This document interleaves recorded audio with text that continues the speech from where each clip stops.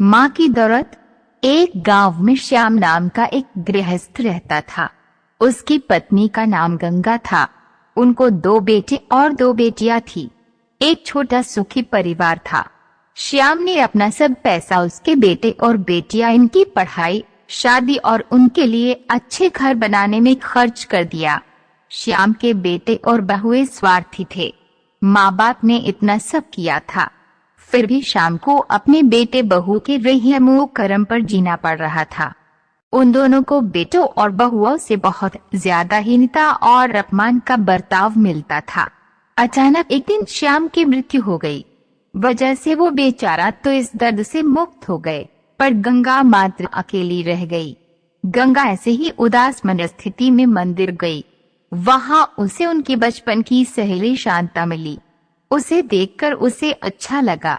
गंगा को उदास देखकर शांता ने गंगा से उसके उदासी का कारण पूछा। गंगा ने अपने दुखी जीवन का सभी विवरण उसे बताया। वह सब सुनकर शांता ने उसे गुप्त में कुछ तो कहा। वो सभी सुनकर गंगा को थोड़ा सा आधार मिला। दूसरे दिन सुबह जिस प्रकार शांता के बताए अनुसार शांता एक बैग लेकर गंगा के पास गई और वो जैसे पहली बार ही मिल रही है ऐसा बर्ताव किया। शांता ने गंगा को गले लगा लिया। गंगा ने शांता को पूछा, शांता तुम यहाँ हमारे गांव में कब आए और किसके घर ठहरी हो? गंगा के दोनों बहू गंगा की आवाज सुनकर तुरंत अंदर से बाहर आई। उन दोनों को देखकर शांता बोली, अरे मैं दूसरे घर पर कहाँ रहूं? हम दोनों मौसेरी बहनें हैं, तो भी सगी बहनों से ज्यादा हमारा रिश्ता अटूट है। मुझे जीजा जी गुजर गए मालूम पड़ा, इसलिए मैं तुम्हें मिलने के लिए और भेंट देने के लिए आई हूँ। पहले दिन तय के अनुसार गंगा बोली, शांता तुम मुझे मिलने के लिए आई, ये सुनकर बहुत अच्छा लगा, पर तुम मुझे भेंट देने के लिए कुछ लाई हो, उसका अर्थ मुझे कुछ समझ में नहीं आया। शांता जानबूझकर रोने का सुर निकालकर बोली, अरे गंगा मुझे पता है कि आप दोनों ने तुम्हारा सभी पैसा बेटे बेटी के पढ़ाई, शादी और उनके लिए अच्छा घर बनाने के लिए खर्च कर डाले। आप दोनों ने खुद के लिए कुछ भी नहीं रखा। यह सब ठीक है, क्योंकि आपके बेटे और बहुएं सभी अच्छे हैं, इसलिए वह तुमसे प्यार से बर्ताव करते हैं, तुम्हें अच्छे से संभालते हैं, इसका मुझे पूरा भरोसा है। लेकिन हमारे यहाँ पर सब उल्टा है। हमारी आर्थिक परिस्थिति अच्छी होकर भी बेटे पढ़े नहीं, इस वजह से वे कोई भी उद्योग धंधा करते नहीं है। उनको सिर्फ बैठकर खाना आता है। अमीर है, इस वजह से उनकी शादी भी हो गई, परंतु उनकी पत्नियां हम दोनों का बार बार अपमान करती रहती है और मेरे बच्चे वह देखकर भी कुछ भी नहीं बोलते उन्हें।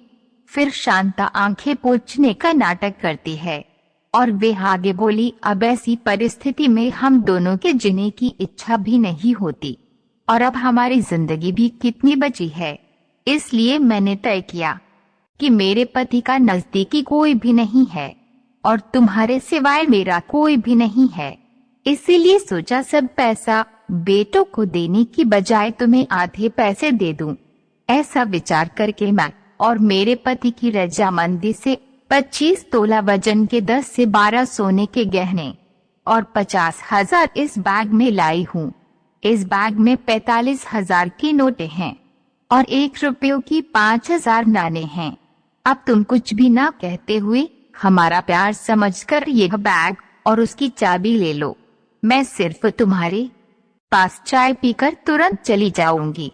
शांता का यह बोलना सुनकर सास की बहन कोई सामान्य औरत नहीं है, बल्कि बहुत अमीर औरत है और धन की तिजोरी साथ लाई है।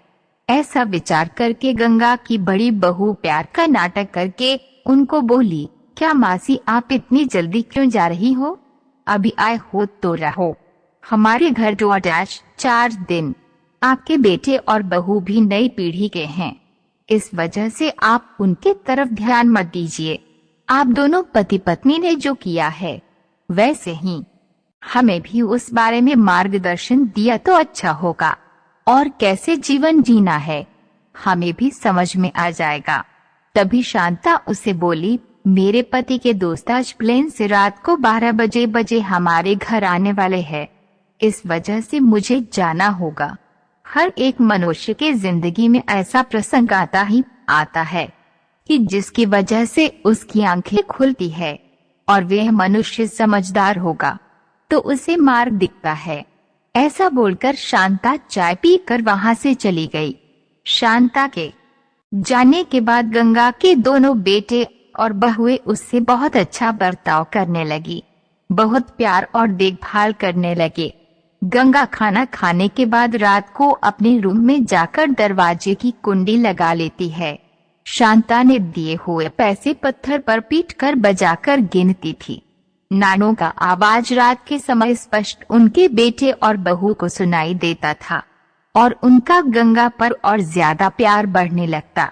ऐसा 5-6 महीने तक चलता रहा, लेकिन पैसे गिनने का काम खत्म नहीं हो रहा था और ये सिलसिला गंगा ने अपने मरने तक चालू रखा। गंगा के आखिरी 6 साल खुशियों में बीते, परंतु एक दिन अचानक गंगा की मृत्यु हो गई। उसके जाने के बाद रिवाज और लोकलाज के लिए उसकी बहुओं ने और बेटों ने आंसू बहाए। फिर स्मशान से आने के बाद उन्होंने तुरंत माँ के रूम में जाकर उस बैग का ताला खोला और क्या उनको धक्का लगा, क्योंकि उसमें सिर्फ पुराने समाचार पत्र, 4-5 वजनदार पत्थर और सिर्फ 1 रुपया था। वो रुपया भी पत्थर पर पीटने पर पूरा का पूरा खराब हो गया था। तो दोस्तों, आपको मेरा स्टोरी आपको दिल से अच्छा लगा हो तो प्लीज कमेंट, शेयर और सब्सक्राइब